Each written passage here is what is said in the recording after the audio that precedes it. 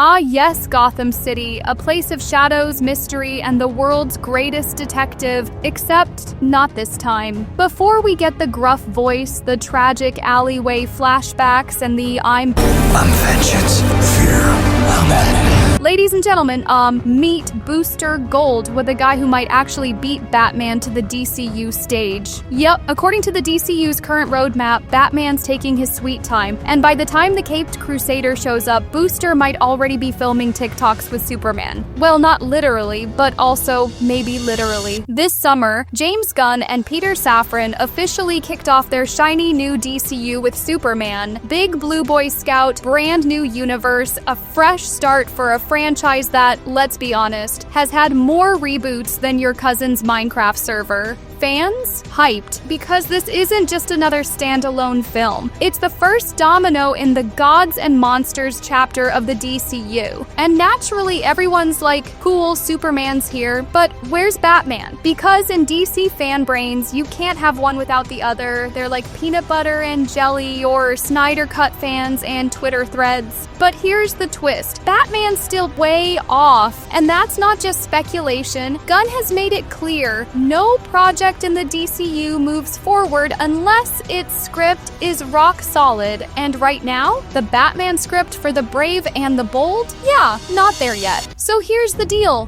Gunn's Batman movie isn't a reboot of the Batman with Robert Pattinson. Nope. Pattinson's moody detective gets his own Elseworlds sequel in 2027. Different universe, different tone. Meanwhile, the DCU Batman, the one who will share screen time with Superman, Wonder Woman, and the rest, is supposed to be a seasoned veteran. A Bruce Wayne with a kid sidekicks who also happens to be his son, Damian Wayne, and that sounds awesome. But there's a problem. They can't even start casting until the script's ready. And because Gunn doesn't want to release two Batmen at the same time in competing universes, he's spacing things out, which means we wait. So the reality? Unless Batman makes a surprise cameo in Clayface's 2026 movie, and even then it'd probably be a blink and you miss it moment, we're not seeing a full DCU Batman for years, which raises the question, who's holding down? Enter Michael John Carter, better known as Booster Gold. I'm not Green Lantern, I'm Booster Gold. If I were Green Lantern, my costume would be green, now wouldn't it?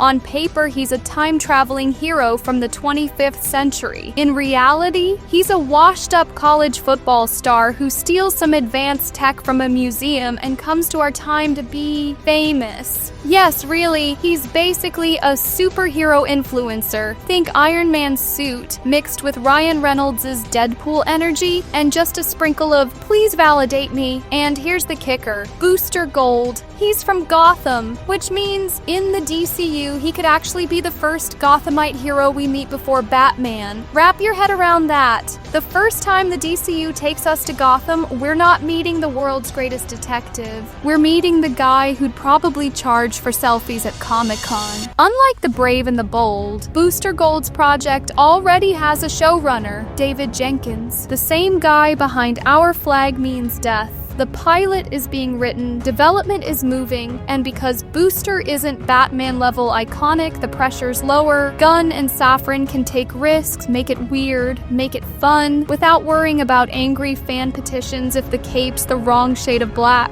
Marvel turned Guardians of the Galaxy from nobodies into household names. Gunn loves underdogs. Booster's perfect for that formula. Plus, with the series format, they can build his world slowly, introduce time travel shenanigans, tease other heroes, and yes, maybe drop some cheeky references to a certain pointy-eared vigilante without actually showing him. For those unfamiliar, Booster Gold first appeared in 1986, created by Dan Jurgens. His origins wild, born in Gotham in the 25th century, promising football career destroyed by a gambling scandal, gets a job as a security guard at the Space Museum, steals a Legion of Superheroes flight ring, a Brainiac 5 force field belt, and a time machine, travels back to the late 20th century to become a superhero, mainly for fame and money. But here's the thing, underneath the bravado, Booster grows into a real hero. He's saved lives, guarded the time stream, and teamed up with the Justice League. Yet he still keeps the goofball charm that makes him so memeable. And then there's Skeets. his floating AI buddy. If Skeets isn't in the show, we riot.